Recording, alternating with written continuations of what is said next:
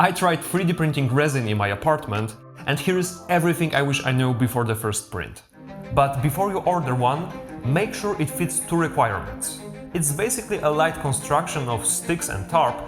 Luckily, there is a cheap and efficient solution. If you want to print resin like me, inside your living area, but without health issues, or without your home stinking of resin for a month, here's how I did it.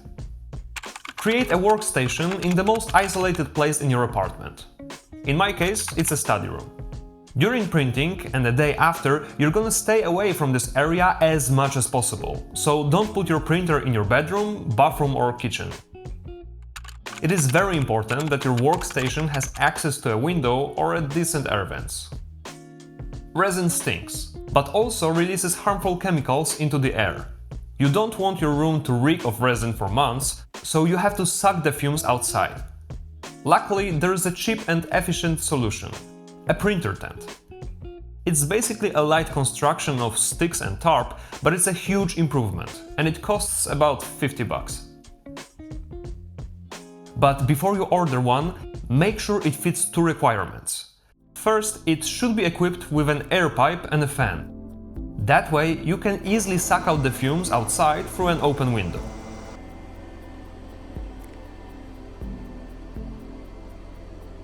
The fan creates a negative pressure inside the tent, so there is very little chance of the particles escaping into your apartment.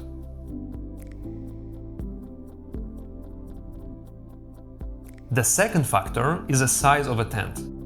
It should be spacey enough to fit both the printer and the curing station, as well as some work area for you to operate on. This is very important because the most of air contamination happens not during printing, but in the post-processing phase.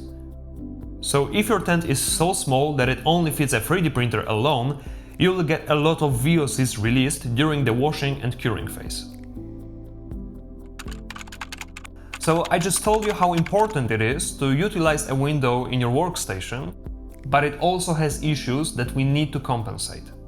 First of all, windows let in the UV light, which can interfere with curing process. So during day printing, cover the window with a blanket or a cardboard. Next, my venting setup requires a slightly open window, which quickly cools down my room temperature. The resin inside the vat is actually quite sensitive to such fluctuations, and it's ideal to keep the temperature at a rather stable level. To compensate an open window, I searched for a reptile pet store and ordered a typical heating mat with a thermostat. It measures temperature inside the tent and regulates the heating automatically. Now, if you want to follow my lead, it's very important to get a low temperature heater. Any other could burn a hole in your tent or even start a fire.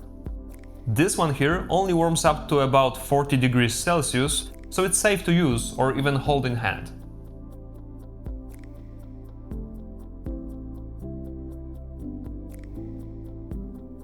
Alright, we got our workstation secured, now it's time to talk about personal protection.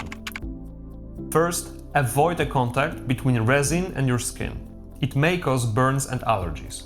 While working around your station, always wear nitrile gloves and optionally long sleeves. Cover your face with safety glasses and a mask. Trust me, this is not an overkill. I've had dozens of those sticky shards shooting towards my face while I was removing supports. Now, for the mask, a lot of people use regular N95s, but they're not an optimal choice for resin work.